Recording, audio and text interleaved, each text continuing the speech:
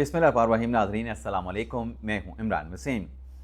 नाज़रीन, वो ख़बर जिससे अपने इस प्रोग्राम का हम आगाज़ करेंगे वो ख़बर है इमरान खान की बरहमी और इमरान खान की तरफ से पार्टी अहम रहनुमा को शट अप कॉल।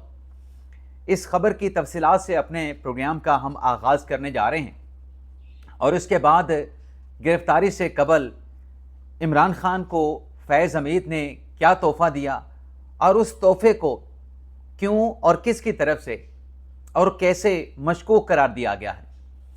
तीसरी खबर नाज़रीन KPK के वज़ीर आला सोहेल अफरीदी साहब से मुतल्लिक है और ख़बर ये है सोहेल अफरीदी साहब ने एस्टेब्लिशमेंट से सॉरी कर ली है।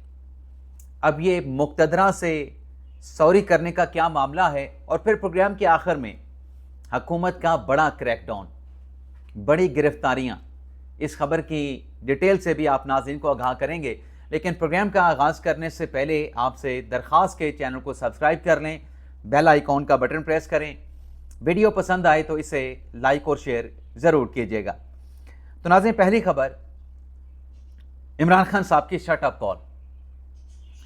आप इमरान खान साहब की माजी की तकरीरें निकाल के देख लें, ख़ास तौर पे 2011 के बाद और वज़ीर आज़म बनने से पहले। ये नहीं कि ये कहानी इमरान खान साहब के वज़ीर आज़म बनने के बाद ख़त्म हो गई थी, उसके बाद भी जारी रही। जो ख़बर आपके साथ हम शेयर करने जा रहे हैं वो कहानी इमरान खान साहब के वज़ीर आज़म बनने के बाद भी जारी रही। लेकिन अगर आप 2018 से पीछे इमरान खान साहब की 2011 तक तकरीरें देखें, खिताबात देखें, हर तकरीर में, हर स्पीच में इमरान खान साहब मुफ़क्किर पाकिस्तान का जिक्र किया करते थे, इल्लामा इकबाल के ख्वाब का जिक्र किया करते थे। आप निकाल के देख लें, रिकॉर्ड पे इमरान खान साहब की तकरीरें पड़ी होंगी जिसमें मुफ़क्किर पाकिस्तान अल्लामा मोहम्मद इकबाल का इमरान खान साहब बड़े फ़ख्र के साथ जिक्र किया करते थे। लेकिन खान साहब की इन थिंकिंग से, खान साहब के थॉट से पार्टी के रहनुमा पाकिस्तान तहरीक इंसाफ के MNA, अब ये MNA साहब कौन है? मौलाना नसीम अली शाह साहब। उन्होंने खान साहब की थिंकिंग और थॉट से जो है वो बगावत कर दी है। अब ये जो MNA है जनाब मौलाना नसीम अली शाह साहब, उनकी तरफ से बन्नू में एक इज्तिमा से, सियासी इज्तिमा से खिताब किया गया जिसमें उनकी तरफ से ये कहा गया कि इल्लामा इकबाल जो ख्वाब है वो हमारी कौम के लिए अजाब बन गया है, अब हमें मज़ीद ख्वाब ना दिखाए जाएं। अब खान साहब जिस ख्वाब पे, मुफ़क्किर पाकिस्तान के जिस ड्रीम पे फ़ख्र किया करते थे, उनकी अपनी पार्टी के रहनुमा मौलाना नसीम अली शाह साहब इकबाल के उस ख्वाब को अजाब करार दे रहे हैं, नाइट मेयर करार दे रहे हैं। और नाज़रीन, डेफिनेटली मैं यहाँ पे कहना चाहूँगा कि आज अगर इमरान खान साहब अडयाला जेल में हैं, खान साहब अगर जेल में ना होते तो MNA नसीम अली शाह साहब को इमरान खान साहब की तरफ से ना सिर्फ बरहमी का सामना करना पड़ता बल्कि शट अप कॉल भी कप्तान की तरफ से ऐसे रहनुमा को, ऐसे MNA को दी जाती कि ये तो मुफ़क्किर पाकिस्तान के ख्वाब, जो कि पाकिस्तान का असास है, पाकिस्तान की फ़िक्री शनाख्त है और पाकिस्तान के क़याम की बुनियादों में शामिल है, उसके बारे में ये तुम किस किस्म की ज़ुबान और किस किस्म के अल्फाज और किस किस्म के दावे कर रहे हो। मेरे ख्याल से शट अप कॉल भी कम लफ्ज़ होता, उससे बढ़कर इमरान खान इसके खिलाफ जो है वो एक्शन लेते। अब ये इख्तलाफ है ना पार्टी के एक रहनुमा का इमरान खान साहब की थिंकिंग, इमरान खान साहब के थॉट के साथ, लेकिन यहाँ पे तो आप पूरी पाकिस्तान तहरीक इंसाफ को, ख़ास तौर पे अगर KPK की PTI को निकाल के देखें, आपको अलग अलग चैप्टर नज़र आएंगे, अलग अलग धड़े नज़र आएंगे। अब सोहेल अफरीदी साहब ने जो लॉन्ग मार्च की कॉल दी है, डेफिनेटली वो कह रहे हैं कि मैं इस लॉन्ग मार्च की क़यादत करूँगा। स्ट्रीट मूवमेंट के लिए भी निकल चुके हैं, लोगों को मतलब शामिल करने के लिए, उन्हें तरगीब देने के लिए कि लाखों का मजमा, जैसे 20 लाख का कहा गया है, वो मजमा उससे भी बड़ा हो लेकिन एटलीस्ट 20 लाख तो चले हों। लेकिन सोहेल अफरीदी साहब का अपना धड़ा है खैबर पख्तूनख्वा में, इक़्तिदार में है, उनका बड़ा धड़ा है। अब दूसरा जो धड़ा है खैबर पख्तूनख्वा में वो नाराज़ अरकान का है, जिसमें मुश्ताक गनी साहब तो पब्लिकली सामने आ गए थे कि हमारा इख्तलाफ है, हम वोट देने के हवाले से, बजट में वोटिंग के हवाले से सोचेंगे। लेकिन फिर बैरिस्टर गौर साहब ने और सलमान राजा साहब ने इस मामले को संभाल लिया था। और एक तीसरा धड़ा भी है खैबर पख्तूनख्वा में, अली मीन गणिपुर साहब का, جن سے متعلق کیا انکشاف ہوا ہے؟ شیر افضل مروت صاحب نے کیا ہے کہ 72 کروڑ روپے شیر علی مین گنڈاپور نے پارٹی کو دیے، پارٹی کے سیکرٹری جنرل سلمان راجہ صاحب کو دیے، وہ 72 کروڑ روپے نہ جانے کہاں پہ چلے گئے۔ اب احتساب، کرپشن کا خاتمہ، صاف شفاف نظام، یہ پی ٹی آئی کا مینیفیسٹو تھا۔ لیکن پی ٹی آئی کے اندر کیا چل رہا ہے؟ مروت صاحب کی بات کو بھی آپ نکال دیں، چند روز پہلے شاندانہ گلزار صاحبہ یہ کہہ رہی تھی، چند روز پہلے مشال یوسفزئی صاحبہ یہ کہہ رہی تھی، اور بھی پی ٹی آئی میں سے بہت ساری ایسی آوازیں اٹھی ہیں کہ بیرسٹر گور صاحب کو عمران خان صاحب کی لیگل ٹیم میں نہیں شامل کیا جاتا، اس میں راجہ صاحب ہیں، سیکرٹری جنرل صاحب ہیں، سلمان صفدر صاحب ہیں، اور بے شمار پیسہ جو ہے عمران خان صاحب کے کیسز پہ ان کی ریلیف کے لیے خرچ کیا گیا، ملاقاتوں کے لیے خرچ کیا گیا، لیکن ریلیف کیا ملا؟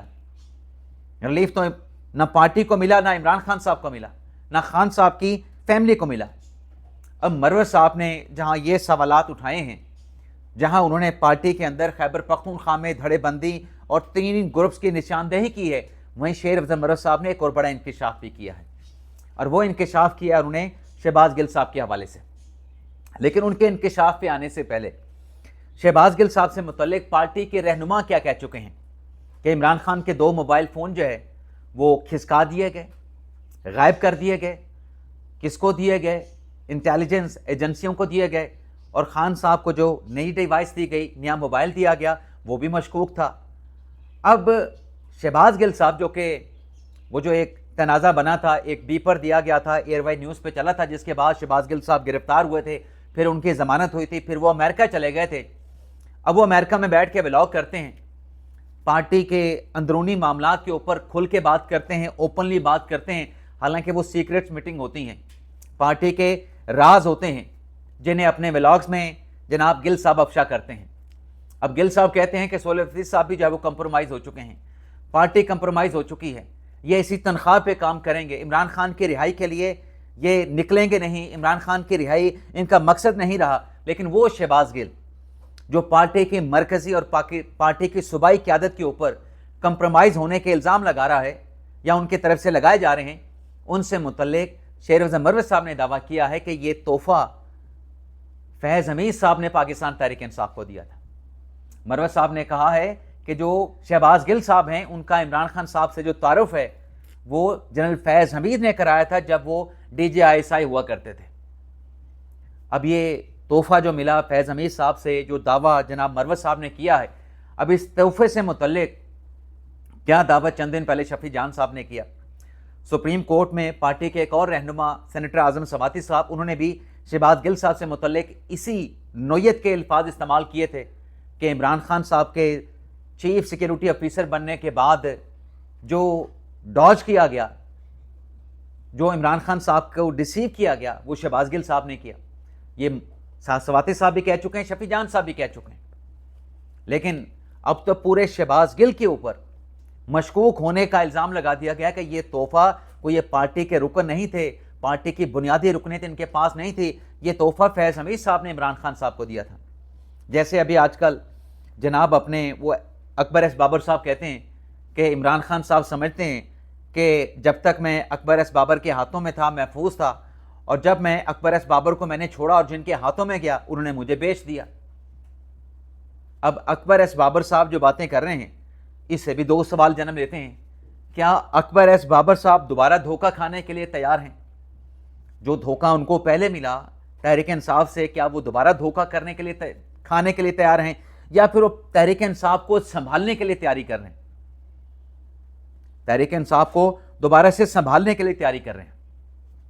اب یہ جتنے بھی معاملات ہیں، عمران خان صاحب کی رہائی کا معاملہ ہو، عمران خان صاحب کی رسائی کا معاملہ ہو، جیسے اکبر ایس بابر صاحب کہتے ہیں کہ خان صاحب رہائی کے بعد میرے گھر آئیں گے، یہ خان صاحب کی طرف سے پیغام ملا ہے، لیکن جو افریدی صاحب نے کمپین شروع کر رکھی ہے، اب اس میں جو نئی خبر کل شام کو سامنے آئی کہ 6 ارب اور 40 کروڑ روپیہ جو کہ وہ این ایف سی سے متعلق، وفاق کو سپورٹ کرنے سے متعلق جو نیگوشیشن ہوتی رہیں، ان پیسوں کی کٹوتی سے جو ہے وہ جناب سہیل حفیظ صاحب نے انکار کر دیا ہے۔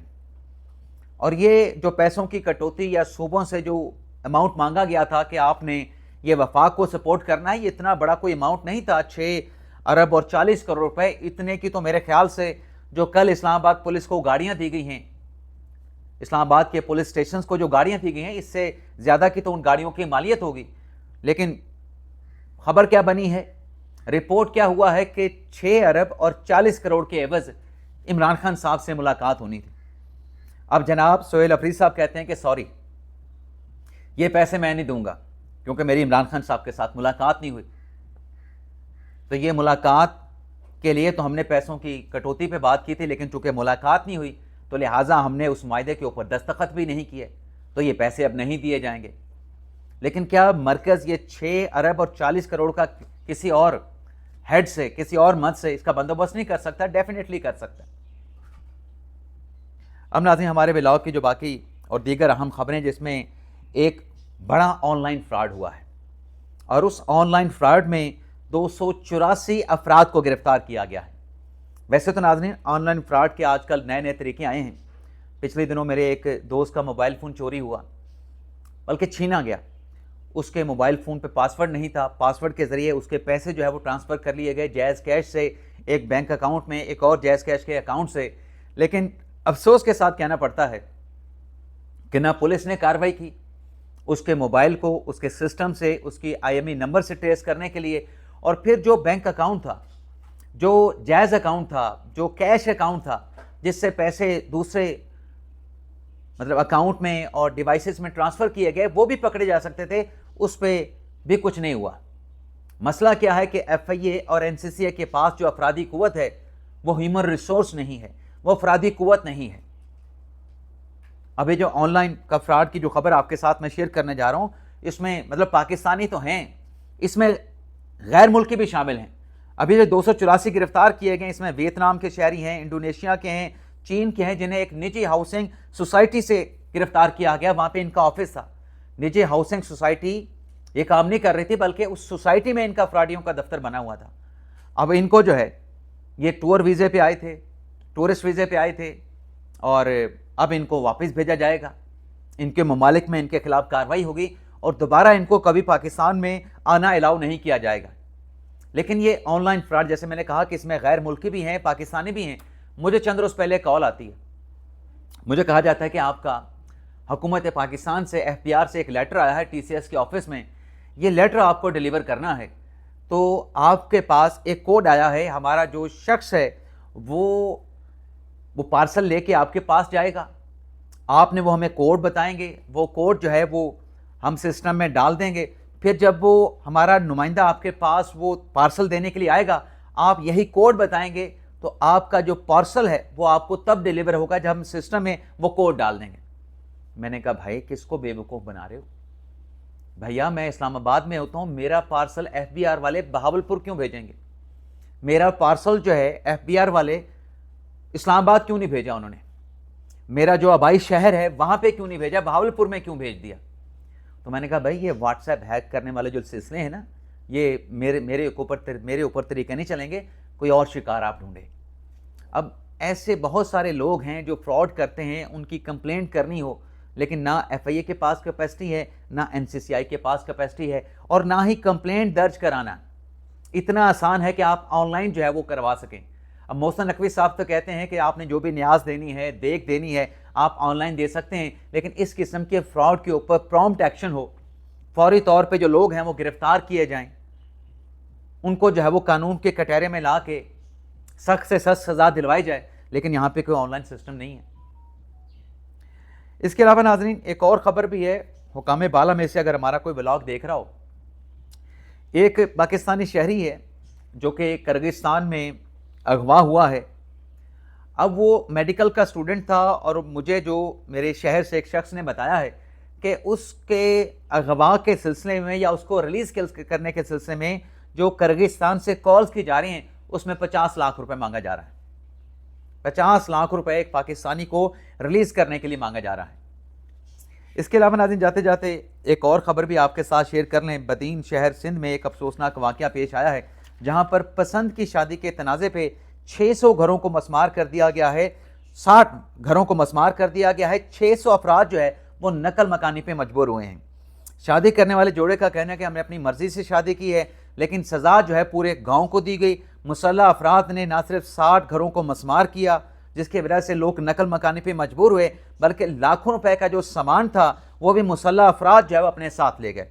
اب پتہ چلا ہے کہ ندیم ماچھی اور عالیہ فاطمہ نے پسند کی شادی کی تھی، اور متاثرین کی طرف سے جو گھر گرائے گئے ہیں، وہ متاثرین جو کہ نقل مکانی پہ مجبور ہوئے ہیں، ان کی طرف سے جو ہے وہ 12 کمپلینٹس کی گئیں، لیکن ان متاثرین کا کہنا ہے کہ ایس ایس پی بدین کی طرف سے ابھی تک اس معاملے پہ کوئی کارروائی جو ہے وہ نہیں کی گئی ہے۔